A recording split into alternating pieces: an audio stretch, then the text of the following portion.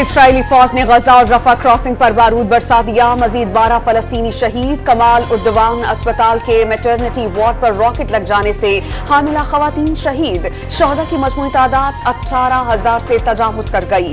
Hamas کی جوابی کارروائیوں میں 4 افسران سمیت 7 اسرائیلی فوجی ہلاک. حماس نے اسرائیلی فوج پر حملے کی نئی ویڈیو جاری کر دی.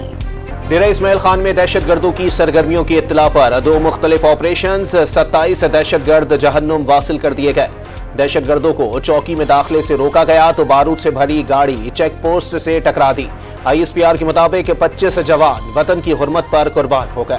ذوالفقار بھٹو پھانسی کیس کے صدارتی ریفرنس کی. چیف جسٹس کی سربراہی میں لارجر بینچ کی 12 سال بعد سماعت. کافی دیر ہو چکی, مقدمے کو مزید نہیں لٹکا سکتے. یہ اس وقت سپریم کورٹ کے سامنے سب سے پرانا صدارتی ریفرنس ہے جس پر فیصلہ ہونا بہت ضروری ہے. کئی سماعتیں ہوئی مگر فیصلہ نہیں ہوا. کسی صدر نے ریفرنس واپس نہیں لیا. چیف جسٹس کے دوران سماعت ریمارکس. ورثاء کی جانب سے جو بھی وکیل کرنا چاہے کر سکتا ہے. Chief justice of Pakistan justice قاضی فائز عیسیٰ کے ریمارکس. 9 قانون دان عدالتی معاونین مقرر. معاونین کو نوٹسز جاری کر کے جواب لیا جائے گا. کیس کی سماعت جنوری تک ملتوی.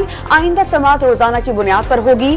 سابق چیف جسٹس نسیم حسن شاہ اور جسٹس درا پٹیل کے انٹرویوز کے مکمل سکرپٹس طلب. جسٹس منصور علی شاہ نے صدارتی ریفرنس پر سوالات اٹھا دیے. سپریم کورٹ بھٹو کیس میں فیصلہ سنا چکی اور نظر ثانی بھی خارج کر چکی. ایک ختم ہوئے کیس کو دوبارہ کیسے دیکھ سکتے ہیں؟ سپریم کورٹ دوسری نظر ثانی نہیں سن سکتی. فیصلہ برا تھا تو بھی سپریم کورٹ کا فیصلہ حتمی ہے, بدلا نہیں جا سکتا. یہ آئینی سوالات ہیں جن کا جواب ضروری ہے. جسٹس منصور علی شاہ کے ریمارکس.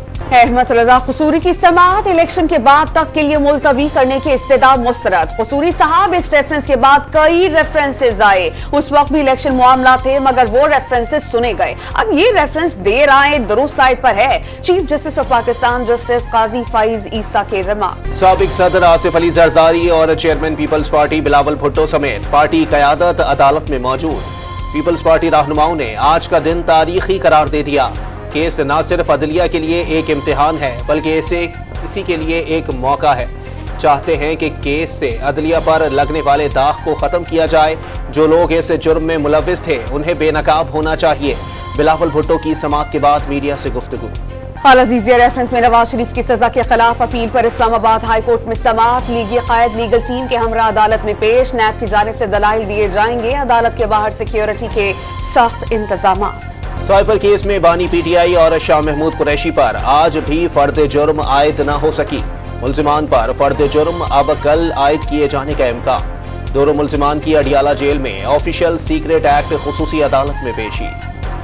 بقیہ سیاسی جماعتوں کے انٹر پارٹی الیکشن کے متعلق نہیں پوچھا جا رہا. درخواست گزار PTI کا کارکن ہے, نہ ہی ووٹر لسٹ میں اس کا نام. الیکشن کمیشن کیس کی سماعت کرنے کا مجاز نہیں. وکیل PTI علی ظفر کی گفتگو. PTI کے وکلاء جھوٹ بول رہے ہیں. اکبر ایس بابر کا جواب. PTI حکومت میں جھوٹے کیس بنا کر قومی خزانے کو نقصان پہنچایا گیا. FIA نے بھی ٹھوس شواہد نہ ہونے کا اعتراف کیا. عدالت سے سرخرو ہوئے. حمزہ شہباز کی میڈیا سے گفتگو. رمضان شوگر مل ریفرنس میں حمزہ شہباز کی مستقل حاضری معافی کی درخواست. عدالت نے نیب سے جواب طلب کر لیا. پاکستانی لیڈرز کے انتخاب میں امریکہ کا کوئی کردار نہیں. پاکستانی عوام کی منتخب قیادت کے ساتھ بات چیت کرتے ہیں. افغانستان میں دہشت گردی کی سرگرمیوں پر فکر مند ہیں. طالبان افغانستان کو دہشت گردوں کی پناہ گاہ نہ بننے دیں. ترجمان امریکی محکمہ خارجہ میتھیو ملر کی بریفنگ. پیپلز پارٹی کی گجرانوالہ میں سیاسی پاور شو کی تیاریاں. ورکرز کنونشن کے لیے پنڈال سج گیا. کرسیاں لگا دی گئیں. بلاول بھٹو خطاب کریں گے. شہر بھر میں چیئرمین پیپلز پارٹی کے بڑے بڑے پوسٹرز آویزاں. جماعت اسلامی نے میئر کراچی کے خلاف عدم اعتماد کی تیاریاں شروع کر دی. اس بار بندے نہیں اٹھائے جا سکیں گے. پیپلز پارٹی کی کرپٹ حکومت اب سندھ میں نہیں بن سکے گی. حافظ نعیم الرحمان کی پریس کانفرنس. سندھ حکومت کی عام انتخابات کی تیاریوں میں تیزی. صوبے کے 30 اضلاع میں پولنگ اسٹیشنز کے لیے 3 ارب 31 کروڑ 33 لاکھ روپے مختص. فنڈز سے 9,901 اسکولوں میں قائم پولنگ اسٹیشنز پر بنیادی سہولیات فراہم کی جائیں. غزہ میں جنگ بندی کے لیے مصر کی درخواست پر اقوام متحدہ کی جنرل اسمبلی کا خصوصی اجلاس آج ہوگا. یورپی یونین خارجہ پالیسی چیف کا جنگ عظیم دوم میں جرمنی کی تباہی سے غزہ کا موازنہ. 85% آبادی بے گھر ہو گئی. इमारतों की तबाही जर्मन शहरों में होने वाली तबाही से भी ज्यादा है। जोसेफ बोरेल का बयान।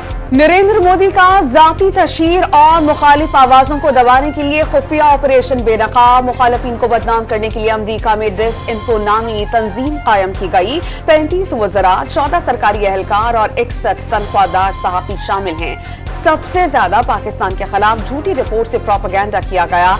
अमरीकी जरीदे का इंकशाफ। और कराची के आरजे मॉल में तारों में स्मार्क से आग लग गई। नाकिस इलेक्ट्रिकल और सेलिंग तंसीबात से आग फैली। एग्जिट और आलात न होने के बायस